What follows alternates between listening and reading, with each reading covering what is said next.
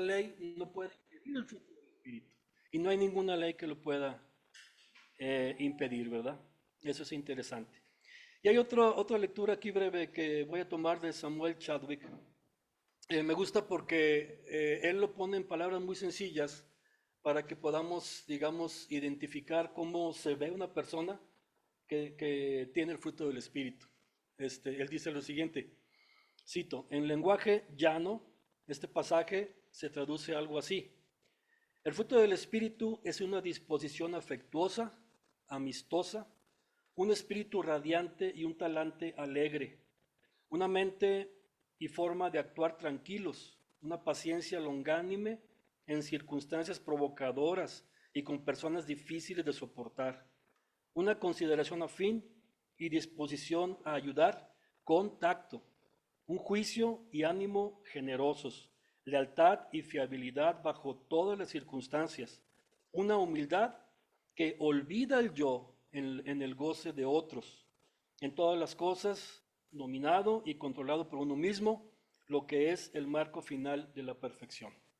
Entonces así se ve una persona, digamos, que tiene el fruto del Espíritu, ¿verdad? Que anda caminando en el Espíritu. Me llama la atención esa parte, dice un espíritu radiante y un talante alegre.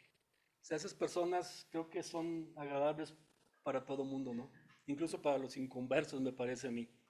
Entonces, pues qué interesante. Una persona que es controlada por el Espíritu, que muestra ese Espíritu, siempre es de bendición, siempre es de agrado, primeramente a Dios, como olor fragante, y también para todos los que le rodean. Entonces, no hay ninguna ley en contra del Espíritu, ¿verdad? Bueno, entonces ahora sí nos quedarían 3 versículos para terminar el capítulo 5. Yo ya he pensado originalmente avanzar un poquito más hasta el capítulo 6 y un poquito, pero creo que hay suficiente material, entonces nada, vamos a ver esos 3. Eh, a mí no me gusta predicar así mucho largo, porque luego veo que se duermen y me da sueño, entonces predico cortito. Me lo pegan, ¿verdad? Entonces voy a decir cortito. Los jueves en la mañana nos reunimos un grupito de varones, ¿verdad? Para ver estos temas de Gálatas. Muy tempranito al amanecer, a las 7 de la mañana ya estamos ahí algunos reunidos en el chat, más bien en el Zoom, ¿verdad? Y bueno, pues ahí comentamos y platicamos tratando bueno, oramos y pedimos que el Señor nos guíe para entender mejor. Y este jueves pasado tuvimos la reunión y bueno, pues ahí pues se armó la cámara húngara, ¿verdad? Porque unos contra otros, no, no es cierto. Pero ahí tocó un tema ahí Víctor que lo puso sobre la mesa y pues nos pusimos ahí como, pues, ¿qué pasó, verdad? Y de repente brinca Julio y le avienta unas palabras ahí en griego. Se enojó Mario y le avienta todo el arameo ahí. No, no es cierto. El fruto del espíritu. No, pero hay unos temas ahí que son interesantes, que pueden causar pues alguna confusión y que han sido tema de discusión inclusive entre teólogos y bueno, yo voy a tratar de explicar lo mejor que pueda, espero que se pueda entender. A propósito, ¿qué hago? ¿Lo levanto más? Uy, se cayó algo. Sí, ¿se escucha? Bueno, por aquí anda, ¿verdad? Bueno, la esponjita, esa cosa, ahorita lo buscamos, ya necesitamos uno nuevo. A propósito, si alguien de los varones, ¿verdad? Porque es como club de Toby, es para niños. Si quieren reunirse con nosotros, pueden hacerlo los jueves a las 7 de la mañana en el grupo. Hay un grupo de chat, ¿verdad? Pueden hablar con Víctor. ¿A cómo está la membresía ahorita? 12,000, ¿y cuánto le pusiste? 12,500. Bueno, entonces pueden solicitarle a Víctor ahí para unirse. Están todos invitados, hermanos, si quieren participar. No es cierto, es broma. No cuesta eso, es gratis. Ah, ya apareció la famosa esponjita. Bueno, hay 3 puntos que quisiera comentar, o 3 puntos principales que son sacados aquí de los 3 versículos. El primero sería el resultado de aniquilar el yo, en el versículo 24. En el 25, el resultado de andar en el espíritu. Y en el versículo 26, el resultado de andar en la carne. Entonces vamos a ver un poquito acerca de eso y comentar. El versículo 24 dice, de Gálatas 5, estamos ahí. Pero los que son de Cristo han crucificado la carne con sus pasiones y deseos.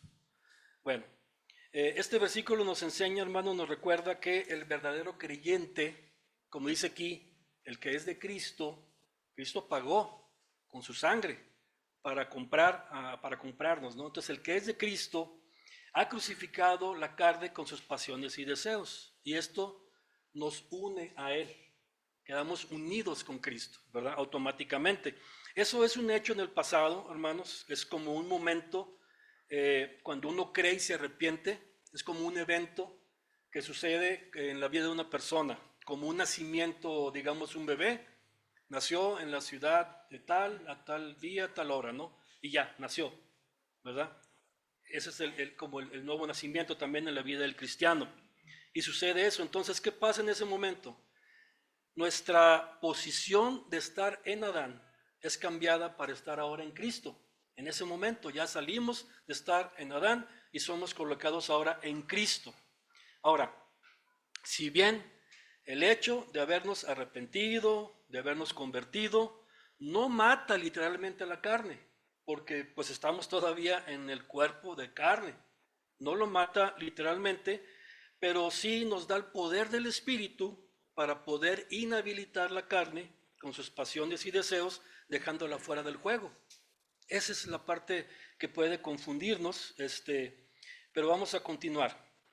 Vamos a recordar entonces, y aquí creo que es importante recordar lo que Pablo enseña en Romanos capítulo 6. Vamos ahí, por favor, a Romanos 6. Aquí habla él acerca de la muerte del cristiano en la cruz o la co-crucifixión del cristiano con Cristo en la cruz, ¿verdad? Que es un hecho ya realizado al momento de creer, al momento de aceptar, de nacer de nuevo, pues sucede algo, ¿no? Ya sabemos, fuimos sacados de la posición de Adán, colocados en Cristo. Dice en Romanos 6:6, sabiendo esto, que nuestro viejo hombre fue crucificado juntamente con él. Aquí está la crucifixión, para que el cuerpo del pecado sea destruido, a fin de que no sirvamos más al pecado. Y aquí está, yo voy a enfocar un poquito en esta palabra, dice el cuerpo del pecado sea destruido. Creo que ahí es donde nos podemos confundir un poquito, ¿no? Esa palabra viene del griego katargeo, que significa estar o dejar enteramente inmóvil o inútil. Significa inutilizar, invalidar, desligar, suprimir. Quizá hubiera sido mejor poner una de esas palabras, me parece a mí, que en lugar de destruido. Porque uno dice, bueno, pues mi cuerpo no está destruido, ¿verdad? Pues aquí estoy y me mueve a pecar todavía. Pero si dijéramos que fue inutilizado o invalidado o desligado, pues puede tener un poquito más de sentido. No sé, eso pienso, pero aquí se tradujo como destruido. Bueno, ahora, ¿cómo es esto? Bueno, vamos a bajar un poquito el versículo 11, Romanos 6:11, y aquí nos explica.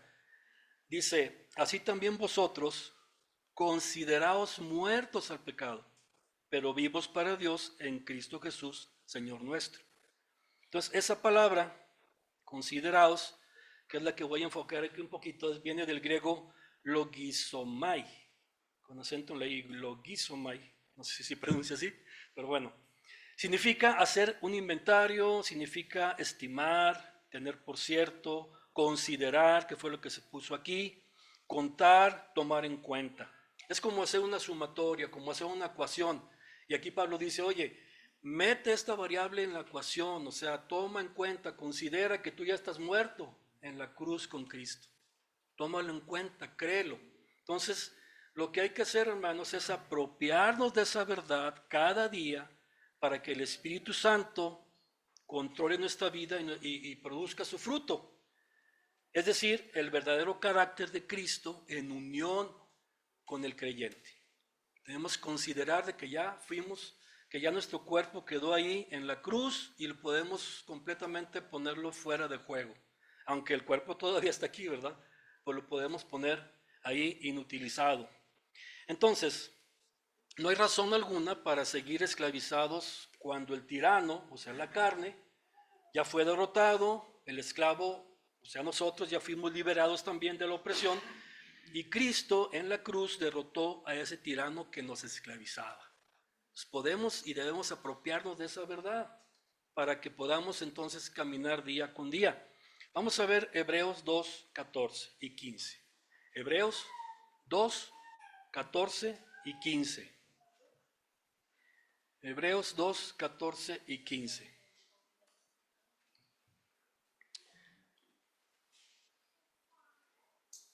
Leo. Hebreos 2, 14 y 15. Así que, por cuanto los hijos participaron de carne y sangre, él también participó de lo mismo, para destruir por medio de la muerte al que tenía el imperio de la muerte, esto es, al diablo. Y el versículo 15 dice, y librar a todos los que por el temor de la muerte estaban durante toda la vida sujetos a servidumbre. Entonces ya el Señor nos ha liberado con su muerte. Por tanto, hay libertad para dejar la esclavitud y vivir una nueva vida en Cristo. Sin embargo, como ya hemos dicho antes, no debemos entender que el creyente ya alcanzó un grado de santidad, de que no peca, de que somos impolutos, o no sé cómo decirlo, ¿verdad? No estamos todavía en esa posición. Sería eso contrario a lo que la Biblia enseña en sentido general, ¿verdad? Porque, por ejemplo, si seguimos ahora, otra vez vamos a Romanos, ya vimos que en el capítulo 6 Pablo nos habla de la co-crucifixión, ¿verdad? Pero en el 7, pues Pablo ahora dice como que otra cosa y como que ay, como no entiendo, ¿verdad? Como que mete la enseñanza y la mete en un mix así y nos revuelve y bueno, pero vamos a entender. Romanos 7, 14, ¿lo tienen ahí? Dice, porque sabemos que la ley es espiritual, mas yo soy carnal, vendido al pecado. Porque lo que hago no lo entiendo, pues no hago lo que quiero, sino lo que aborrezco, eso hago. Versículo 16. Y si lo que no quiero, esto hago, apruebo que la ley es buena. De manera que ya no soy yo quien hace aquello, sino el pecado que mora en mí. Y yo sé que en mí, esto es en mi carne, no mora el bien, porque el querer el bien está en mí, pero no el hacerlo. Porque no hago el bien que quiero, sino el mal que no quiero, eso hago. Y si hago lo que no quiero, ya no lo hago yo, sino el pecado que mora en mí. Así que, queriendo yo hacer el bien, hallo esta ley, que el mal está en mí. Porque según el hombre interior me deleito en la ley de Dios, pero veo otra ley en mis miembros, que se rebela contra la ley de mi mente, y que me lleva cautivo a la ley del pecado que está en mis miembros. Y aquí viene esta parte muy interesante. Dice Pablo, miserable de mí, ¿quién me librará de este cuerpo de muerte? O sea, seguimos en el cuerpo que nos sigue llevando a la tentación y el pecado. Pero el versículo siguiente dice, gracias doy a Dios por Jesucristo, Señor nuestro. Así que yo mismo con la mente sirvo a la ley de Dios, mas con la carne a la ley del pecado. Esa parte es interesante. Cuando dice Pablo, gracias doy a Dios por Jesucristo, Señor nuestro. Entonces, hermanos, Cristo con su muerte nos salvó, nos sacó de estar en Adán para ahora estar en Él, pero debemos aceptar que tenemos que recurrir a Él cada día para que siga salvándonos, pero ahora de nosotros mismos, de nuestra carne pecaminosa. ¿Ok? Entonces uno dice, bueno, Cristo ya me salvó con su muerte. Pues sí, nos sacó de estar en Adán y ahora estamos en Él. Pero necesitamos su salvación todos los días de nosotros mismos, de la carne. Por eso Pablo dice, gracias doy a Dios por Jesucristo, que es el que nos puede salvar. Regresar siempre a ese punto de estar en la cruz. En 1 de Juan 1:8, no tienen que buscarlo, pero simplemente lo leo. Dice, si decimos que no tenemos pecado, nos engañamos a nosotros mismos y la verdad no está en nosotros. Entonces, si hemos cambiado de posición, pero nuestra condición todavía puede ser de estar o es de estar en un cuerpo caído y pecaminoso. Y para ello tenemos que recurrir día con día a la cruz y a Cristo para que nos salve de esa naturaleza vieja que está en nosotros. Entonces, hay una gran diferencia, hermanos, entre cometer un pecado, que creo que todos cometemos algún tipo de pecado, y otra cosa es vivir para el pecado. Esa es una gran diferencia. Nosotros ya no vivimos para el pecado porque fuimos sacados de estar en Adán, ahora estar en Cristo, pero sí es posible que caigamos en pecado. Y tenemos que acudir a Él, pues para que nos ayude, para que nos limpie, ya sabemos, confesar nuestro pecado y Él nos libra de toda maldad, etc. Jesús, bueno, en Juan 8:34, Jesús le respondió, de cierto os digo, que todo aquel que hace pecado, esclavo es del pecado. Entonces, entendamos la diferencia que en el momento de la conversión del nuevo nacimiento, sí fuimos cambiados de posición, pero todavía tenemos un problema, hermanos, con nuestra carne que sigue ahí. Entonces, debemos insistir en que el cristiano es liberado del poder del pecado, pero no de la presencia del pecado. Todavía no hemos sido liberados de la presencia del pecado. El viejo hombre pues todavía existe. Por eso Pablo dice, miserable de mí, ¿quién me librará de este cuerpo de muerte? Y en esa situación estamos. En Efesios 4:22,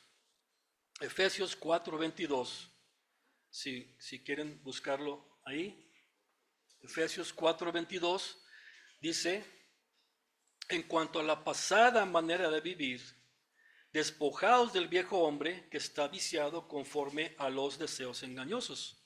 Y esto se escribe a una iglesia, a personas, a cristianos salvos, convertidos, que debemos despojarnos del viejo hombre.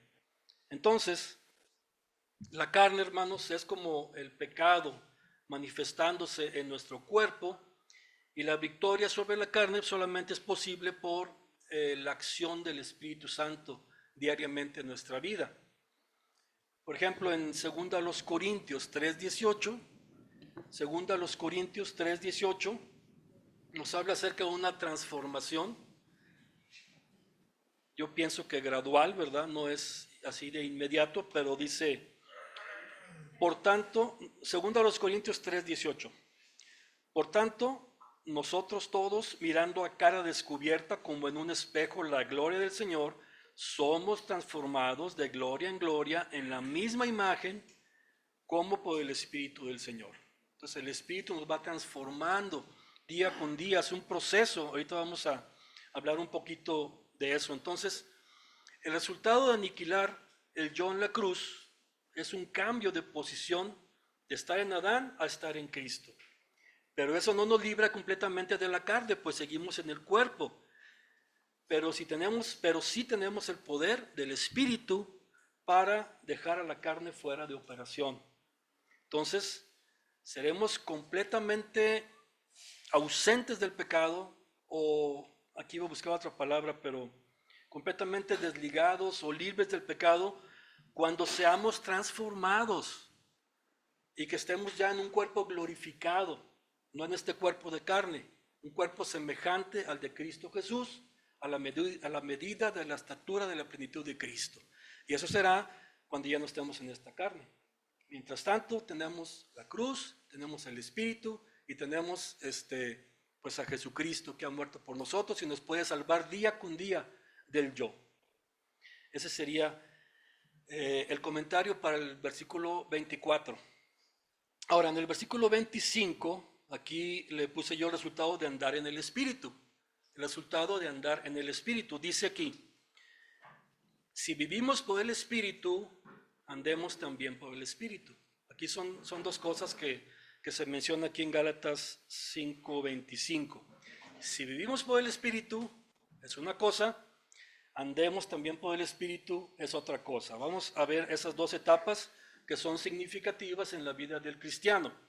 Primeramente, cuando dice, si vivimos por el Espíritu, nos está hablando de la salvación, de ese momento en que creímos y que nacimos de nuevo, que fuimos sacados de Adán y que fuimos puestos en Cristo, porque dice, si vivimos por el Espíritu, o sea, estabas muerto y te pasamos a la vida.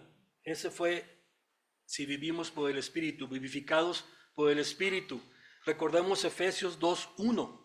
Efesios 2:1 dice, y Él os dio vida a vosotros cuando estabais muertos en vuestros delitos y pecados. Entonces, ¿cómo nos encontrábamos? muertos en Adán. Entonces, creímos, escuchamos de alguna manera la palabra del Señor, el Espíritu nos ilumina, nos da la fe suficiente para creer, nos arrepentimos y en ese momento somos sacados de Adán y puestos en Cristo, de la muerte a la vida. ¿Ok? Ese es ese evento, digamos. Pero luego entonces dice el versículo 25, andemos también por el Espíritu. Y esa es otra cosa. Esto ya no es nada más un evento, sino es un proceso. Se llama la santificación. Ese proceso es día con día, caminando en el Espíritu, que ahorita vamos a ver, y nos vamos transformando a la imagen de Jesucristo. Pero no sucede de un día para otro. No es como decir, ay, fulanito ya se convirtió y aceptó a Cristo. Ah, ya es una persona completamente diferente. Pues no sucede así, ¿verdad? No sucede así, pero sí es un proceso. Entonces, andar en el Espíritu es ser controlados por la palabra de Dios. Es una experiencia diaria del creyente que se alimenta con la palabra de Dios, que ora y que obedece lo que dice la Biblia. Y eso debe ser un proceso diario. En el momento que dejamos eso, pues ya dejamos de andar en el Espíritu, ¿no? Ya no nos controla la palabra, no nos controla el Espíritu. Aquí podemos ir a Colosenses 3:15. Vamos a buscarlo ahí, por favor. Colosenses 3:15 y vamos a ver qué podemos aprender ahí acerca de este proceso, de esta santificación. ¿Lo tienen? Colosenses 3:15. Y la paz de Dios gobierne en vuestros corazones, a la que asimismo fuisteis llamados en un solo cuerpo, y sed agradecidos. Y el versículo 16 dice, la palabra de Cristo more en abundancia en vosotros, enseñándoos y exhortándoos unos a otros en toda sabiduría, cantando con gracia en vuestros corazones al Señor con salmos e himnos y cánticos espirituales. Y mire el 17. Y todo lo que hacéis, sea de palabra o de hecho, hacedlo todo en el nombre del Señor Jesús, dando gracias a Dios Padre por medio de Él. Entonces, si todos los días estamos en la palabra, si todos los días oramos, si todos los días pensamos en que todo lo que vamos a hacer lo hacemos para Él y para su gloria, pues creo que es una manera de andar en el Espíritu, ¿verdad? No sabría qué otra manera explicarlo. Sería la manera en la que caminamos con Él y estamos en el Espíritu.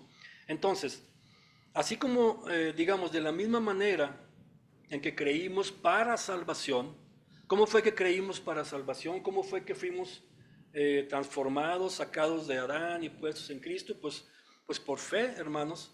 Simplemente, ¿por qué? Porque ni usted ni yo estuvimos aquí cuando el Señor Jesucristo tuvo su ministerio en la tierra. ¿Usted lo vio? Yo no lo vi. Yo no lo vi que hizo milagros, pero los hizo. ¿Usted lo vio en la cruz? Yo no lo vi, pero Él estuvo en la cruz. Y sobre todo, ¿lo vio resucitar? Yo tampoco lo vi, pero ¿saben qué? Lo creo. Y lo creo porque está en su palabra. Y porque el Espíritu Santo me lo revela, me ilumina y me da la fe para creerlo.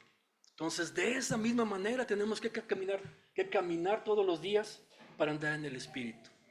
No hay secreto.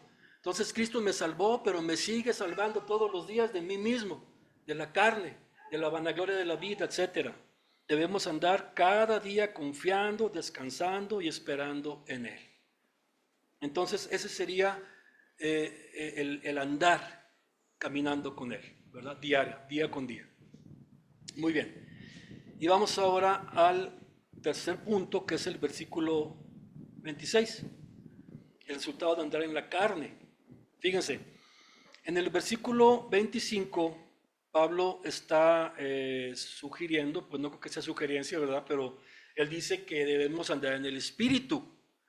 En el versículo 26, como que nos dice, mira, si no andas en el Espíritu, viene este resultado, porque dice, no nos hagamos vanagloriosos, irritándonos unos a otros y envidiándonos unos a otros. Entonces, está un poquito difícil aquí, pero lo que yo entiendo es que, bueno, o andas en el Espíritu, o si no, el resultado va a ser vanagloria, irritabilidad unos contra otros, envidias. Y ahorita vamos a ver que eso es parte no del fruto del Espíritu, sino de las obras de la carne, ¿verdad? Entonces, o es una o es otra. O andas caminando en el Espíritu o andas caminando en la carne. O lanzas los cohetes o cargas a la Virgen. Una de dos. Puede ser las dos cosas, ¿verdad? Una u otra. No vayan a hacer eso. Amén, dijeron por allá. Bueno, si no andamos en el Espíritu, como se establece en el versículo 25, el resultado de ello será lo contrario, sería caminar en la carne. Entonces, aquí menciona tres cosas. Dice vanagloria, dice irritarse unos a otros y dice envidias. Entonces, estudiando un poquito de esas palabras así muy rápido para entender un poquito más, vanagloria viene del griego alazoneia, creo que así se dice, que significa jactancia, alarde, y se traduce, por ejemplo, en 1 de Juan 2:16, hablando de la vanagloria de la vida. ¿Recuerdan ese pasaje que es muy conocido? Dice en 1 de Juan 2:16. ¿Alguien lo quiere leer? 1 de Juan 2:16. Es muy conocido, pero vamos a verlo cómo se tradujo ahí.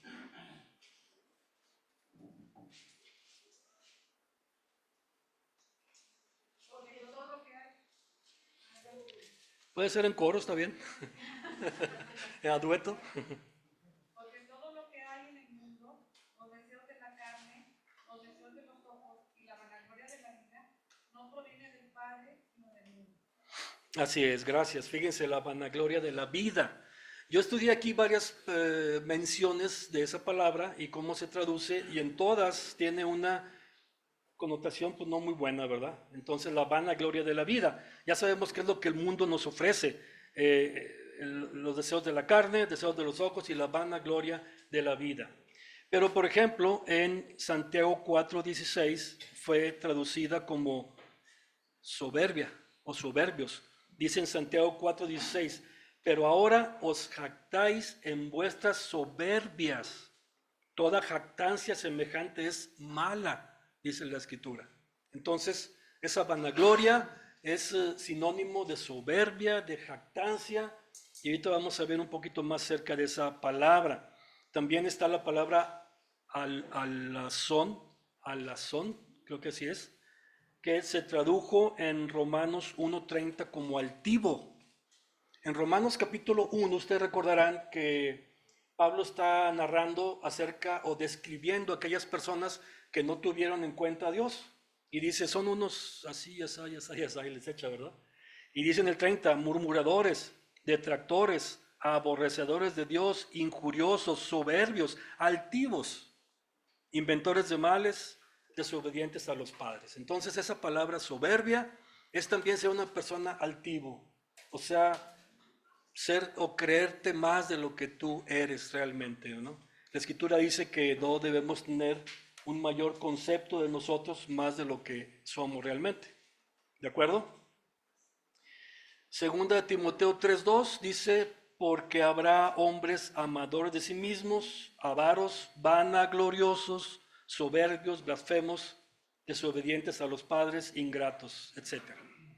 Entonces, cuando en la iglesia, digamos, no estamos caminando conforme al Espíritu, lo que se va a manifestar es la carne, tarde que temprano. Y una de las cosas es la vanagloria. Algunos se van a sentir más que otros o querer aparentar ser más que otros, lo cual va a ocasionar que otros se irriten. Y ahorita vamos a ver lo que ocasiona eso, ¿no? Pero ahí va como que es una cadena descendente bastante desagradable. Ahora, esa palabra vanagloria también se traduce de una palabra compuesta en griego que son dos palabras, kenos, que significa vano o vacío, y doxa, que es gloria, vanagloria, kenadoxia o kenadoxa.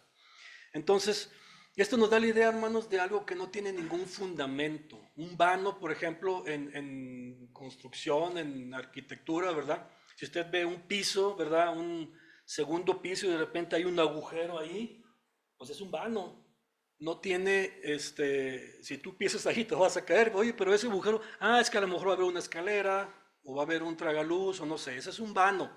No puedes estar ahí porque te vas a caer, no tiene fundamento, no tiene base. Entonces una persona vanagloriosa, que se vanagloria, es una persona que se siente más que los demás, pero no tiene ningún fundamento, no tiene base para sentirse más que otra persona. Dice en Filipenses 2:3, nada hagáis por contienda o por vanagloria, antes bien con humildad, estimando cada uno a los demás como superiores a él mismo. Esto sería un fruto del Espíritu, ¿verdad? La humildad, etcétera, pero no la vanagloria. Entonces, aquí se traduce, hermanos, como vanagloriosos en Gálatas 5:26, que significaría ser como codiciosos de vanagloria. Gente que busca la gloria, pero no tiene ningún fundamento. Entonces, cualquier jactancia, hermanos, o altivez de nuestra parte, pues es en vano, porque ¿qué tenemos que no nos haya dado el Señor? ¿Qué tenemos que no nos haya dado Él? Alguien dirá, no, yo soy muy inteligente. Pues qué bueno, te felicito, pero esa inteligencia te la ha dado el Señor. No, yo soy muy, no sé, muy guapo. Pues qué bueno que es guapo. Pues el Señor te hizo guapo, ¿verdad? Yo soy muy misericordioso. Pues qué bueno, el Señor. O sea, todo viene de Él. Entonces no tenemos por qué jactarnos, y más delante de otras personas. Entonces eso es importante aquí. Luego dice en el mismo versículo 26, dice, no nos hagamos vanagloriosos irritándonos unos a otros. Y aquí viene ya la ira, ¿verdad? La irritabilidad. ¿Por qué es que sucede esto? Pues no sé exactamente, pero aquí lo dice la Escritura, ¿no? Me imagino que algunos que se sienten o que pretenden ser más que otros, pues irritan a los demás, ¿no? Choca, no falta alguien que quiere ponerle su nombre a un golfo, ¿verdad? No quiero decir quién, que quiere agarrar una tierra de allá que no le pertenece, tierras raras, no sé qué será eso, pero bueno, pues eso irrita, ¿no? Oye, pues qué se cree, ¿no? Pues eso se produce también en la iglesia. Miren, del griego paroxuno, pues así dice, ¿verdad? Viene de la palabra, fíjense, afilar, significa afilar. Se usa metafóricamente con el significado de irritar o provocar. O sea, si provocas a una persona, le estás sacando filo, lo estás afilando. Así pasa, así dice la Escritura. Y en algunos casos esa palabra, pues inclusive en la Escritura, no tiene una connotación tan mala. Por ejemplo, miren, en Hechos 17:16, bueno, se lo leo. Hechos 17:16 dice, mientras Pablo los esperaba en Atenas, su espíritu se enardecía o se irritaba viendo la ciudad entregada a la idolatría. Aquí Pablo estaba irritado, pero pues había un motivo, ¿no? Él estaba viendo la idolatría en Atenas. Bueno, digamos que es algo bueno, digamos una ira santa, no sé si se puede decir. Y en 1 Corintios 13:5, en este capítulo 13 de Corintios habla del amor. Ustedes recordarán la preeminencia del amor que nos describe también a Cristo. Dice, no hace nada indebido, no busca lo suyo, no se irrita, no guarda rencor, ¿verdad? Bueno, ahí como que tiene un sentido más positivo. Pero luego viene la palabra procaleo, y esa sí es más seria porque significa llamar afuera como para lucha. O sea, te estoy provocando y te digo, vámonos afuera, allá nos arreglamos. Es el sentido de esa palabra. Agitar lo que es malo en otro. O sea, yo ya sé lo que le molesta a Víctor. Pues deja, voy y le estoy dando ahí hasta que le voy a sacar filo. Y luego vamos para afuera. ¿Mande? Exactamente. Entonces dice, agitar lo que es malo en otro. Procaleo. Entonces, imaginen ustedes lo que puede provocar esto dentro de la iglesia, las personas vanagloriosas que irritan a otras personas a llegar al punto de que, oye, pues vamos a liarnos a trancazos, ¿verdad? O sea, está serio, ¿no? Pero, pues yo no sé si ustedes han sabido, pero yo he sabido de iglesias que se han agarrado a golpes. ¿verdad? Bueno, así sucede. ¿Mande?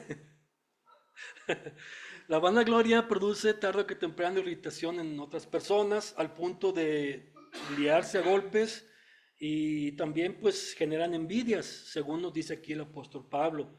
Como les decía, no sé cómo exactamente se produce, pero pues si lo dice la escritura, así es.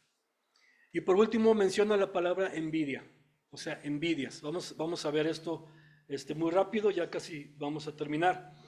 Esto viene de la palabra griega, no sé cómo se dice, tonos, FTH, onos.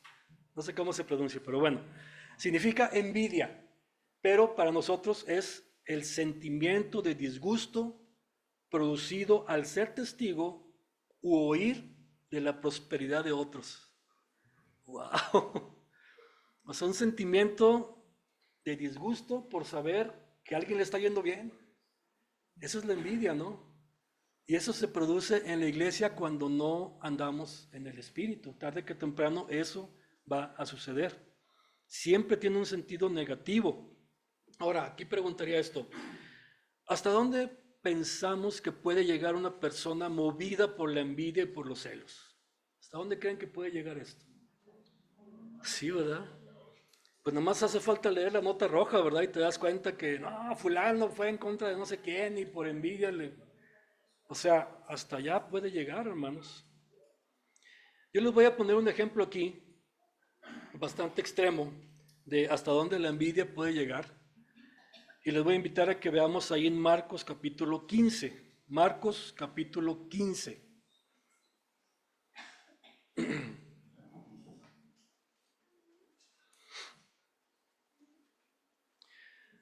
¿Lo tienen? Marcos 15. Ahorita les digo en qué versículo. Marcos 15. Mateo, Marcos 15. Dice en el versículo 6, fíjense bien. Ahora bien, en el día de la fiesta le soltaba a un preso, cualquiera que pidiesen. Y había uno que se llamaba Barrabás, preso con sus compañeros de motín que habían cometido homicidio en una revuelta. O sea, este Barrabás era un asesino. Y viniendo la multitud comenzó a pedir que hiciese como siempre les había hecho. Y Pilato le respondió diciendo, ¿queréis que os suelte al rey de los judíos? Porque conocía que por envidia lo habían entregado los principales sacerdotes. ¿Se imagina? Los principales sacerdotes entregaron por envidia a Jesús. Esos que estaban ahí puestos como un, digamos, intermediario entre Dios y el pueblo, que debían de guiar, que conocían la escritura, que sabían que Dios había prometido un Mesías, que había profecías que describían cómo sería y que lo habían visto, por envidia entregaron a Jesús, al Salvador, al Creador del universo. O sea, un grado, para mí lo veo como un grado extremo de envidia.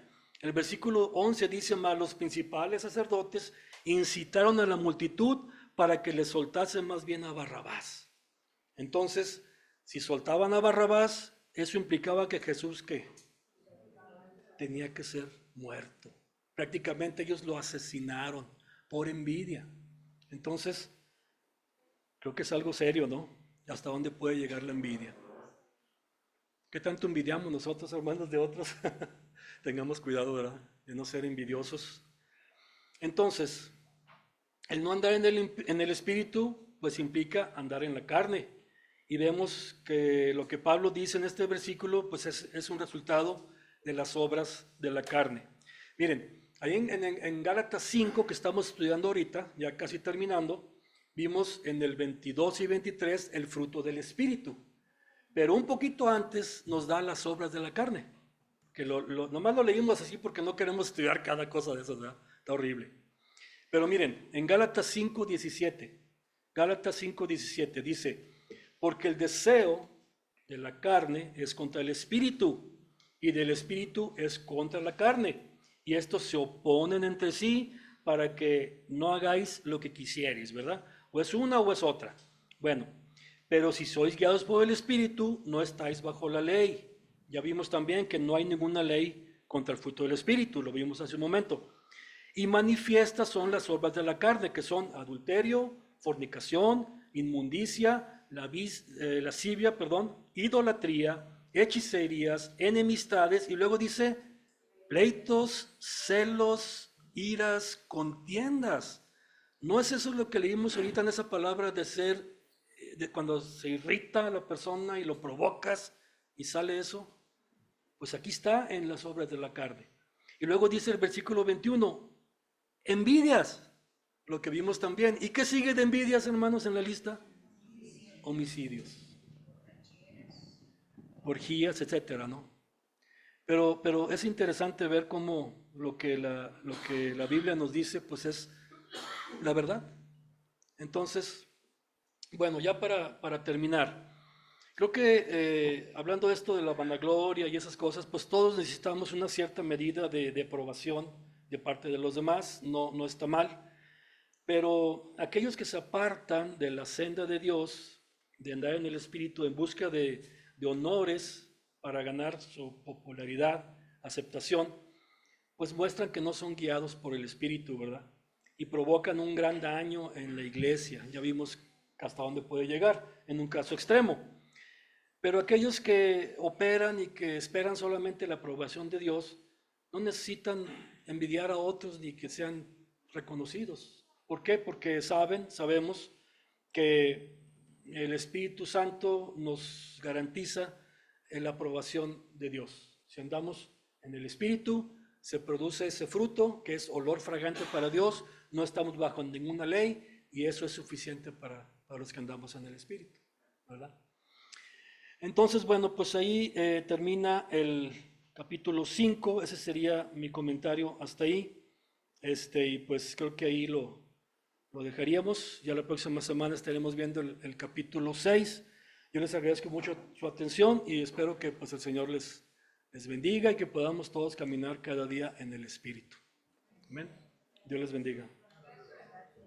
Gracias a Dios.